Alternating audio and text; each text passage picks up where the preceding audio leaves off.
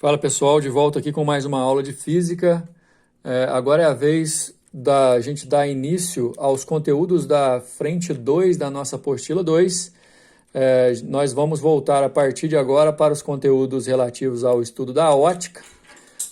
Nas primeiras aulas que vocês tiveram na apostila 1, a gente conseguiu chegar até os conceitos de refração, né, conceitos esses que vão servir de base, são pré-requisitos para a gente poder falar da maioria dos assuntos que vão permear essa frente 2. O assunto de agora é o dióptro plano. Vocês podem perceber no material de vocês que esses assuntos que estão na frente 2 da apostila, eles estão basicamente divididos, pelo menos na primeira parte, de 2 em 2. Então, vocês têm aí dióptro plano 1, dióptro plano 2. Depois vocês têm lâminas de faces paralelas 1, lâminas 2. Depois vocês têm também prismas ópticos 1, prismas ópticos 2. Só para explicar rapidinho do que se trata, galera, a apostila de vocês faz essa opção porque, assim, são duas abordagens diferentes. Tanto o dióptro, quanto a lâmina de faces paralelas, quanto o prisma óptico, a apostila de vocês, o material, separa em duas partes para cada um. Uma parte teórica, mostrando a apresentação do fenômeno, e depois uma parte prática, matemática, em que você vai aplicar fórmulas para poder fazer conclusões a respeito do fenômeno que está sendo estudado. Nesse primeiro vídeo, a gente vai falar do módulo 17, que é a parte teórica sobre o dióptro plano. Nessa aula, a gente vai estar por conta de entender o que é um dióptro, como ele funciona, e basicamente falar de alguns fenômenos que a gente pode observar no nosso dia a dia e algumas conclusões genéricas, ok? Então vamos lá. Dióptro plano, pessoal, o dióptro, como eu disse, vai usar como base os requisitos, ou os quesitos, melhor dizendo, de refração. Lembrando que refração é o fenômeno que ocorre quando a luz passa de um meio para o outro, experimentando assim uma alteração no índice de refração, que é uma medida, digamos, da dificuldade que a luz tem para se propagar e alterando a sua velocidade. Algumas situações, na maioria delas, inclusive, a luz sofre desvios. E esses desvios acontecem, e por conta desses desvios, algumas impressões acontecem também durante o fenômeno da refração. Dióptro plano aparece, ou no dióptro aparecem algumas conclusões que realmente vão fazer vocês lembrarem da refração. Olha só, dióptro plano, pessoal, sempre vai ser um conjunto de dois meios relacionados, né, separados por uma superfície que será chamada de superfície plana de separação. Dois meios esses onde a luz pode se propagar livremente, obviamente com alguma interferência na sua velocidade. Então, a apostila de vocês diz que dióptro é um conjunto de dois meios homogêneos e transparentes, né, dois meios que em cada um você vai ter uma única substância, e transparentes porque, no final das contas, a luz tem que se propagar por ali, né? Delimitados ou separados por uma superfície plana. O principal exemplo é quando você vai comparar água e ar. E, inclusive, aí, na tela vocês estão vendo um conjunto constituído pelo ar e pela água límpida e tranquila de um lago. O ar e a água, para que haja homogeneidade e transparência, são considerados em pequenas camadas. Então, assim, um copo d'água, um lago não muito fundo e por aí vai, né? Logicamente com águas limpas, onde você pode ver o fenômeno, né?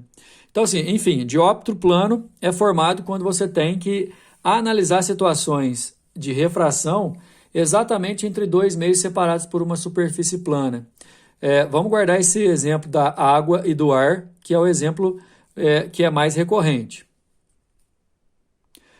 Muitas vezes vocês já devem ter visto situações iguais a essa que está aí na tela, onde parece que o lápis sofreu uma quebra ali no seu corpo.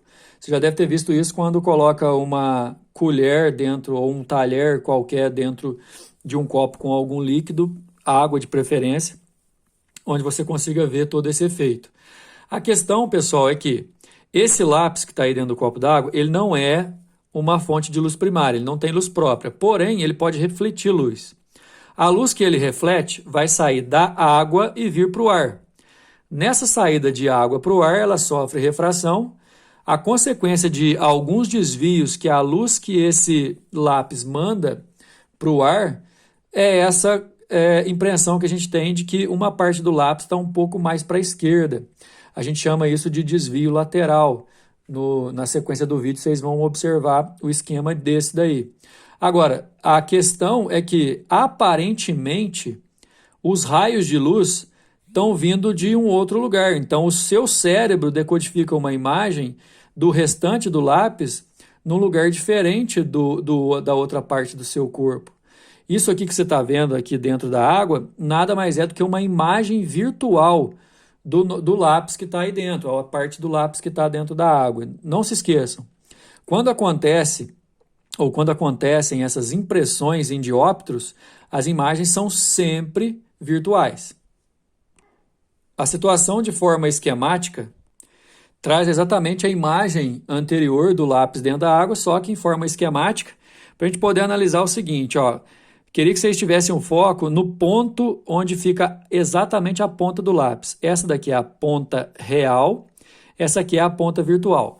Por conta dos desvios que a luz sofre ao sofrer a refração na passagem da água para o ar, essa luz desvia e vai para o olho do observador, só que o cérebro do observador, sabendo, por exemplo, de costume que a luz se propaga em linha reta, tem a impressão de que a luz está vindo desse ponto, olha só. Então ele enxerga o lápis aqui.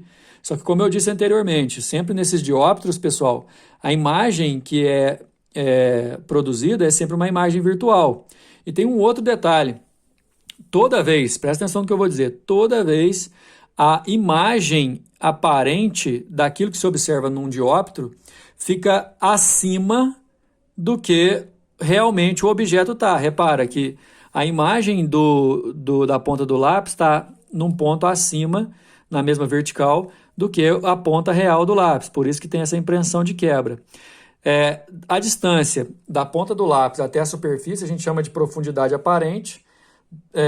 Do lápis real até a superfície a gente chama de profundidade real. Então, só para garantir que está entendendo, a impressão é de que os raios estão vindo nessa direção justamente porque eles sofrem desvio ao passarem de um meio mais refringente para um meio menos refringente. Sabendo disso, para ter certeza de que o tiro será certeiro da flecha para poder fisgar o peixe, o índio sabe que ele está enxergando o peixe aqui, mas ele deve atirar com a inclinação um pouco maior para baixo. Porque, olha só, presta atenção na tela aí, pessoal. Esse peixe de cima,